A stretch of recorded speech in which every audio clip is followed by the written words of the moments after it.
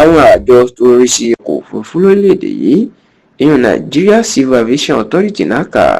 wọ́n wá ti sọ̀rọ̀ lórí àforíjì tí Máyégún gbogbo ilẹ̀ Yorùbá tó jẹ́ olórí ọmọ ọba kílẹ̀ ilẹ̀ Ìjẹ̀bú ní ìpínlẹ̀ Ògùn tó tún jẹ́ olú ọmọ ìlú Èkó ní ìpínlẹ̀ Èkó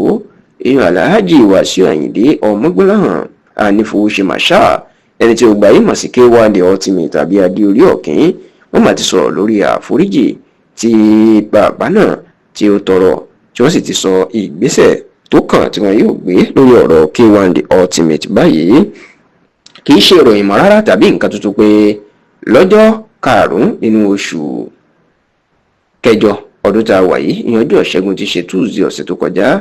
ìní ariwo ńlá mà sọ lórílẹ̀‐èdè yìí nígbà tí Alhaji Wasiu Ayinde tó fẹ́ wọ ọkọ̀ òfurufú iléeṣẹ́ Value Jet ní ìlú Àbújá wá sí ìlú Èkó ṣùgbọ́n lásìkò tí Alhaji Wasiu Ayinde fẹ́ wọnú ọkọ̀ òfurufú níṣẹ́ làwọn òṣìṣẹ́ iléeṣẹ́ Value Jet jẹ́ kó di mọ̀ pé ike omi tó gbé wọlé àwọn ò lè jẹ́ kó gbé wọlé nítorí pé ọtí ló wà ń bẹ́ẹ̀ èèwọ̀ sí ni àwọn kì í jẹ́ kéèyàn gbé ọtí wọnú aeroplane bẹ́ẹ̀ náà ni wọ́n tún jẹ́ pé wọ́n ní nǹkan tó bá tiẹ̀ jómi téèyàn yóò gbé wọlé kò gbọ́dọ̀ ju ìwọ̀n 100 mm kò gbọ́dọ̀ kọjá ẹ̀ tó sì jẹ́ pé níṣe ni Wasiu Ayinde yarí pé òun gbọ́dọ̀ gbé ike omi náà wọlé ọ̀rọ̀ yìí ló di wàhálà tí wọ́n ní Wasiu Ayinde da ọtí tó wà lókè náà sí àwọn òṣìṣẹ́ òun lójú tó sì jẹ́ pé ìbínú eléyìí ìní pílọ̀tì ìyẹn awakọ̀ tó fẹ́ wọ aeroplane náà tó ń jẹ́ Captain Olúrántì Ògboyè ló fi ṣáná sí aeroplane tí Wasiu Ayinde dúró síwájú ẹ̀ díẹ̀ tó níwọ̀n nílò àfihàn bá gbé òun tó sì jẹ́ pé díẹ̀ ló kù kí aeroplane kó pa Wasiu Ayinde sí pápákọ̀ òfurufú ṣáà nígbà tọ́rọ̀ ẹ̀ ti di wàhálà tí ìjọba tó ti fòfin de Wasiu Ayinde pé fóṣù 6 kò ní lè wọkọ̀ òfurufú ní Nàìjíríà kódà tó ti kọ lẹ́tà sí ọ̀gá àgbà ọlọ́pàá Káyọ̀dé Ẹgbẹ́tókùn pé ká gbé kájù sátìmọ́lé ìlọ̀rọ̀ yìí ti ń jà rìnrìn ṣùgbọ́n lọ́jọ́ Ẹtì tí í ṣe ọjọ́ Friday ọjọ́ kẹjọ ní oṣù kẹjọ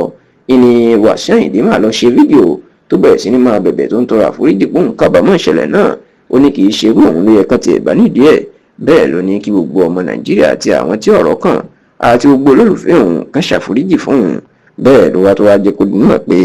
lóòótọ́ lòun bẹ̀bẹ̀ ṣùgbọ́n kì í ṣe ọtí lòun fẹ́ gbé wọnú aeroplane olómi ni ó láwọn dókítà òun ló ní òun kì í mumi dáadáa tó àti kóun gbọ́dọ̀ máa mumi dáadáa ló jẹ́ kóun máa gbé kí omi náà kiri ṣùgbọ́n lẹ́yìn àforíjì àwọn ọmọ Nàìjíríà wọn máa fẹ́ mọ nǹkan tó fẹ́ ṣẹlẹ̀ lórí Wasiu Ayinde níṣe ni ẹni tó jẹ́ agbẹnusọ àwọn Nigeria Civil Aviation Authority ìyẹn àjọ tó ń rí sọ̀rọ̀ ọkọ̀ òfurufú Nàìjíríà ìyẹn Mike Achimogun ó jẹ́ kó dì mọ̀ ìpè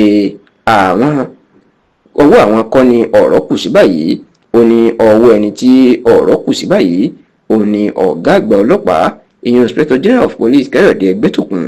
àti